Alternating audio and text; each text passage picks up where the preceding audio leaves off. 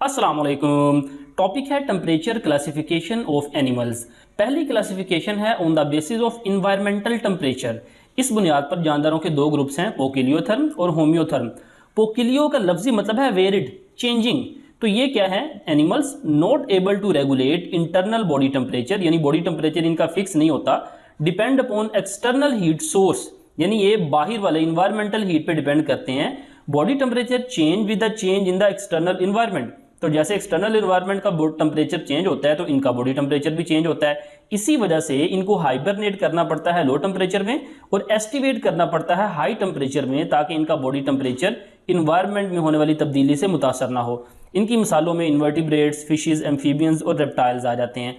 दूसरी किस्म है होम्योथर्म। होम्यो का मतलब है सेम, यानी ये ऐसे जानदार हैं maintain body temperature in changing environmental temperature, यानी बाहर का टेम्परेचर चाहे कम हो चाहे ज्यादा हो, इनका टेम्परेचर मेंटेन रहता है। क्यों?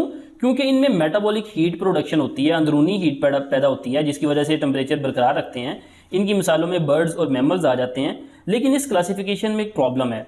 अब फिशीज और लिजर्ड जो कि होम्योथर्म की कैटेगरी में आती हैं, क्योंकि लिजर्ड रेप्टाइल है, लेकिन कुछ डीप सी फिशीज और लिजर्ड ऐसी भी हैं जो कि अपना बॉडी टेम्परेचर मेंटेन करती हैं, यानी होम्योथर्म की करैक्टर शो करती हैं।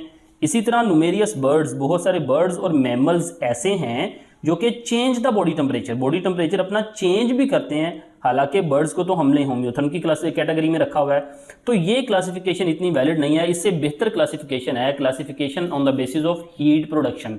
तो हीट प्रोडक्शन की बुनियाद पर जानदारों की तीन क्लासिफिकेशन है, एंडोथर्म, एक्टोथर्म और हिट्रोथर्म।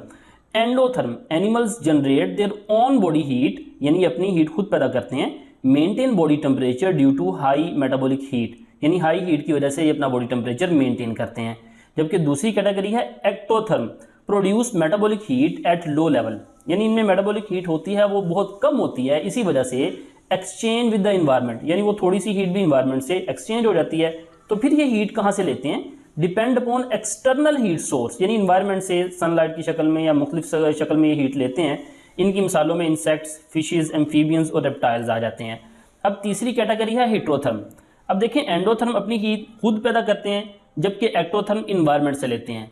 ये इन दोनों के दरमियान की कैटेगरी है। Animals with thermoregulatory strategy intermediate to ectotherm and endotherm, यानी इनमें दोनों की खसूसियात हैं। कैसे? Produce heat in the body, यानी अपनी बॉडी में खुद हीट भी पैदा करते हैं जैसा कि एंडोथर्म करते हैं। और दूसरा also take from the environment, environment से भी लेते हैं जैसा कि एक्टोथर्म लेते हैं। इनकी मिसालों में बैट्स और हमिंग बर्ड आ जाते हैं।